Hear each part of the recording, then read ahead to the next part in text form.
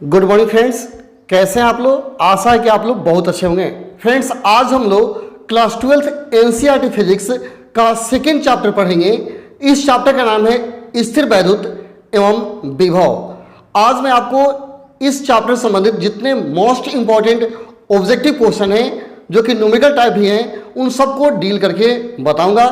तो आप वीडियो पूरा देखिए और ध्यान से देखिए और सारे प्रश्नों को याद कर जाइए, क्योंकि यदि इस चैप्टर से परीक्षा में क्वेश्चन पूछता है तो सिर्फ इसी वीडियो से आता है। आप अगले साल का क्वेश्चन उठा के देख लीजिए, सारे प्रश्न इस वीडियो से पूछे गए हैं और एक भी प्रश्न इस चैप्टर से आउट नहीं जाएगा। टोटल प्रश्न इस वीडियो से ही रहता है। इसके पहले मैंने इसका एक और वीडियो बनाया है, उसको आप देख लेंगे, उसका लिंक डिस्क्रिप्शन में है और देख लीजिए। उन दोनों वीडियो को तैयार कर लीजिए, आपका इलेक्ट्रोस्टैटिक्स बहुत ही बढ़िया तैयार हो जाएगा। तो चलिए वीडियो शुरू करते हैं और जान लेते हैं। लेकिन इससे पहले यदि आप इस चैनल पर नए हैं तो आपसे रिक्वेस्ट है कि चैनल को जरूर सब्सक्राइब कर लीजिए, क्योंकि यहाँ से आपके सभी विषय की तैयारी बहुत ही बढ़िया करा दी जाएगी। चलिए वीडियो शुरू करते हैं और जान लेते हैं।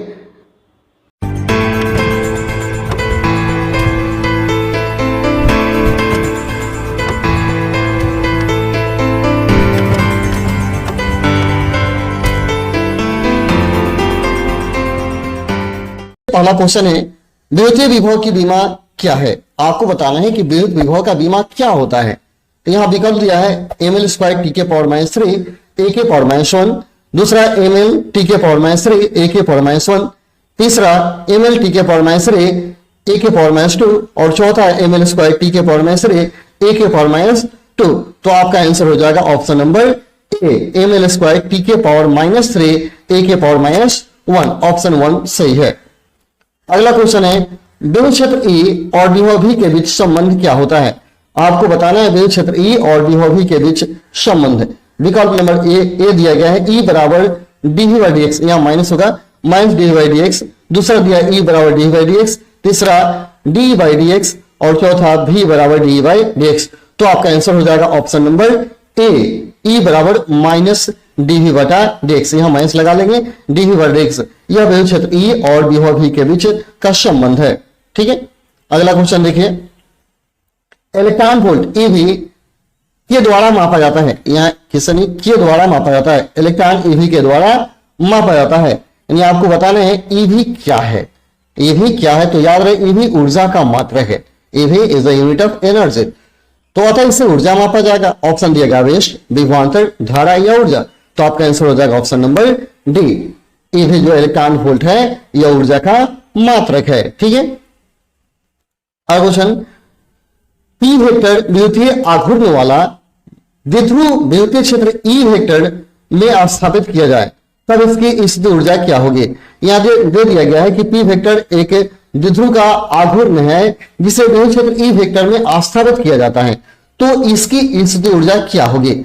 ऑप्शन दिया गया है P vector cross A vector, दूसरा minus P vector dot A vector, तीसरा पी और चौथा शून्य। तो आपका आंसर हो जाएगा ऑप्शन नंबर बी, यानी minus P vector dot E vector. Option number B आपका सही आंसर है। ठीक है, अगला क्वेश्चन, वायु क्षेत्र ई वेक्टर में किसी द्विध्रुव को प्रारंभिक दिशा से कोण थीटा तक घुमाने में किया गया कार्य क्या होता है। फिर से, वायु क्षेत्र ई वेक्टर में किसी द्विध्रुव पी वेक्टर को प्रारंभिक दिशा से थीटा कोण तक घुमाने में किया गया कार्य क्या होता है।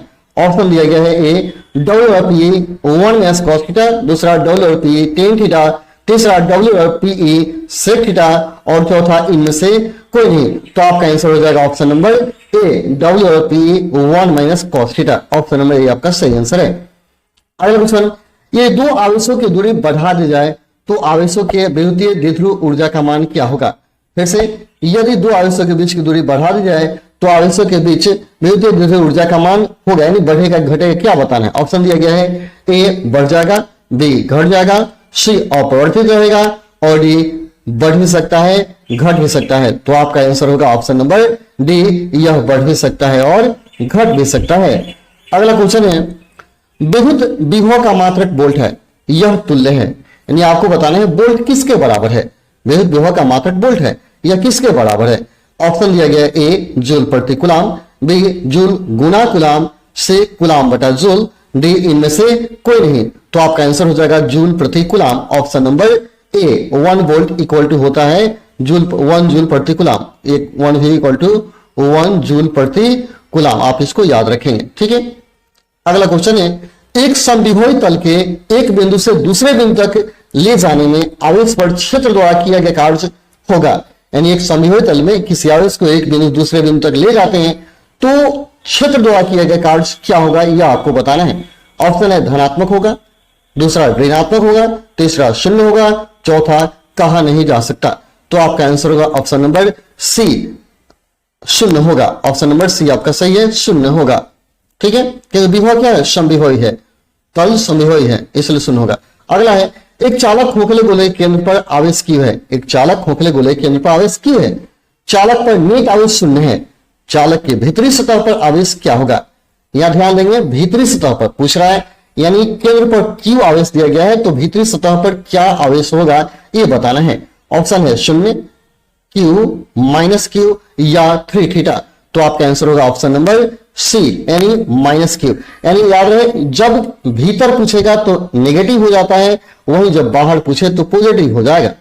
अगला क्वेश्चन देख लीजिए, एक चालक खोखले गोले केंद्र पर आवेश Q है, चालक पर नेट आवेश शून्य है, चालक की बाहरी सतह पर आवेश क्या होगा। सेम पहले क्वेश्चन, लेकिन बाहरी कह रहा है, तो मैंने बताया कि अंदर पूछे तो माइनस, बाहर पूछे तो प्लस। तो यहां ऑप्शन दिया गया ए शून्य, बी Q, सी -Q और 3 डी दिया है 3Q। तो आपका आंसर होगा ऑप्शन नंबर बी, प्लस होगा, यानी बाहर है तो प्लस होगा। ओके, नेक्स्ट, यदि एक प्रोटॉन को एक दूसरे प्रोटॉन के नजदीक लाया जाता है तो उसकी स्थिति ऊर्जा होगी।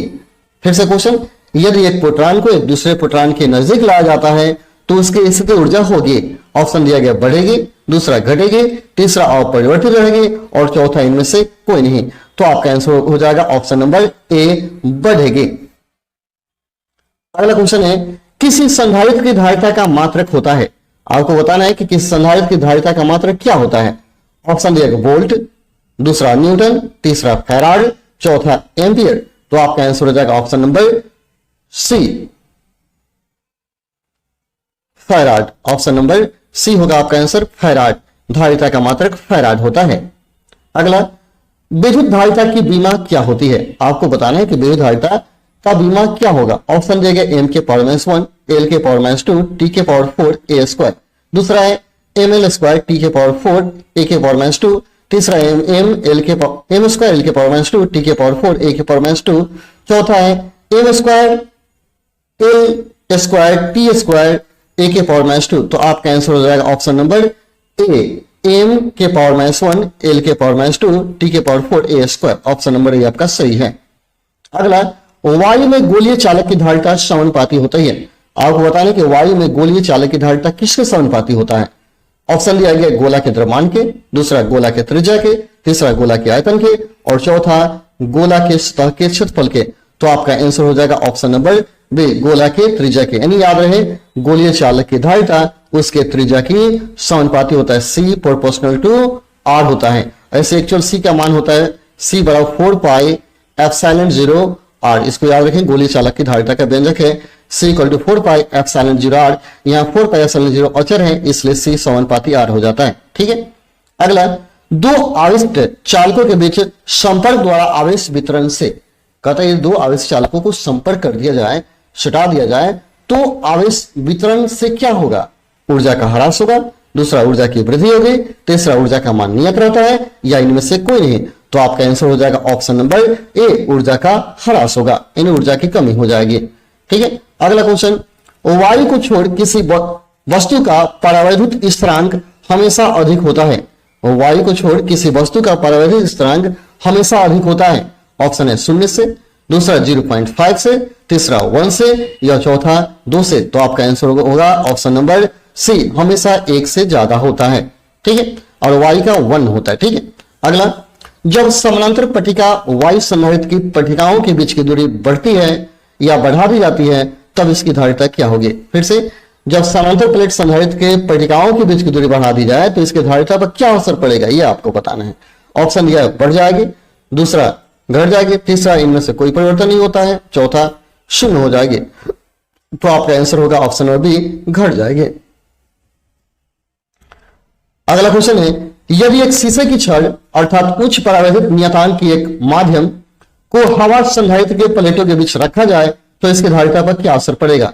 यदि शीशे की छड़ को हवा संधारित्र के प्लेटों के बीच रखा जाए तो इसकी धारिता पर क्या असर पड़ेगा। ऑप्शन है बढ़ेगा, दूसरा घटेगा, तीसरा स्थिर रहेगा, चौथा शून्य होगा। तो आपका आंसर होगा ऑप्शन नंबर ए, बढ़ेगा। अगला क्वेश्चन, यदि संधारित्र के प्लेटों के बीच इन्हें जोड़ती हुई धातु की एक छड़ घुसा दी जाए तो इसकी धारिता हो जाएगी। फिर से, ये संधारित्र के प्लेटों के बीच इन्हें जोड़ते हुए धातु की एक छड़ घुसा दी जाए तो इसकी धारिता हो जाएगी। ऑप्शन दिएगा शून्य, अनंत, 9 × 10⁹ फैराड या इनमें से कोई नहीं। तो आपका आंसर होगा ऑप्शन नंबर बी, अनंत हो जाएगी। ठीक है। अगला क्वेश्चन है, चंद्रमा की धारिता लगभग होती है, यानी आपको बताना है कि चंद्रमा का धारिता कितना होता है। याद रहे कि चंद्रमा भी एक कैपेसिटर की तरह कार्य करता है, तो उसके धारिता का मान आपको बताना है। ऑप्शन दिया गया है 177 माइक्रोफैराड, दूसरा 711 माइक्रोफैराड, तीसरा 1422 माइक्रोफैराड और चौथा इनमें से कोई नहीं। तो आपका आंसर हो जाएगा ऑप्शन नंबर ए, 177 माइक्रोफैराड। अगला क्वेश्चन है, संधारित्रों के श्रेणी क्रम संयोजन में जो राशि प्रत्येक संधारित्र के लिए समान रहती है वो है। फिर से, संधारित्रों के श्रेणी क्रम संयोजन में जो राशि प्रत्येक संधारित्र के लिए समान रहती है वो है। ऑप्शन है आवेश, ऊर्जा, विभवांतर या धारिता। तो आपका आंसर हो जाएगा ऑप्शन नंबर सी, विभवांतर। याद रहे विभवांतर या तो श्रेणी क्रम संयोजन हो या समानांतर क्रम संयोजन, उन दोनों में समान रहता है। ठीक है। अगला क्वेश्चन है, संधारित्रों के समानांतर क्रम संयोजन में जो राशि प्रत्येक संधारित्र के लिए समान रहती है वह है आवेश, ऊर्जा, विभवांतर या धारिता। तो अभी मैंने आपको बताया था कि हमेशा विभवांतर समान रहता है।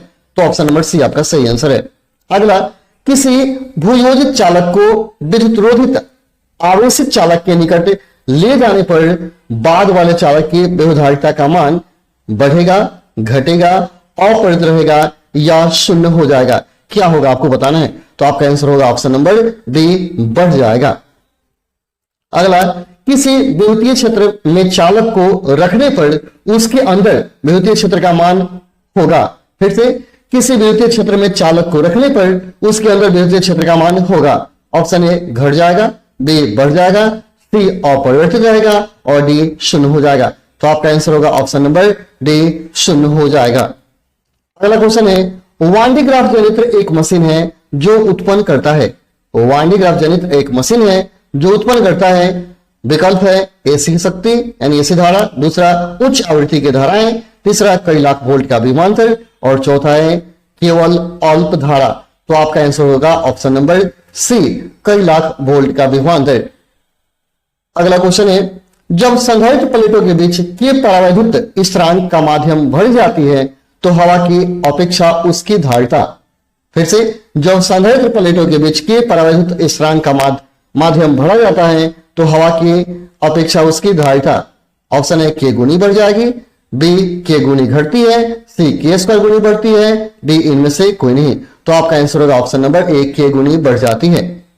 अगला क्वेश्चन है, समानांतर प्लेट संधारित्र के प्लेटों के बीच परावैद्युत पदार्थ डालने पर संधारित्र की धारिता।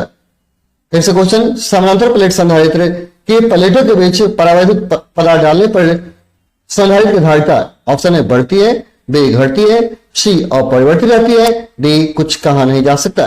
तो आपका आंसर होगा ऑप्शन नंबर ए, बढ़ जाती है। अगला क्वेश्चन है, एक एकांकी चालक के लिए निम्न से कौन अनुपात अचर होता है। यानी एकांकी चालक के लिए क्या अचर होता है ये बताना है। ऑप्शन है कुल आवेश बटा विभव, बी दिया गया आवेश बटा विभवांतर, सी कुल आवेश का स्क्वायर बटा विभव, डी इनमें से कोई नहीं। तो आपका आंसर हो जाएगा ऑप्शन नंबर ए, कुल आवेश बटा विभव। ठीक है। अगला, दो चालकों के बीच आवेश के वितरण से होने वाली ऊर्जा की हानि निर्भर करती है।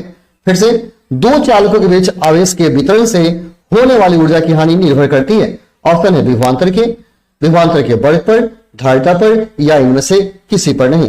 तो आपका आंसर हो जाएगा ऑप्शन नंबर बी, विभवांतर के वर्ग पर। तो चलिए आज हम लोग इतना ही पढ़ के क्लास को खत्म करते हैं, फिर मिलते हैं अगले वीडियो में। तब तक के लिए धन्यवाद। जय हिंद, जय भारत।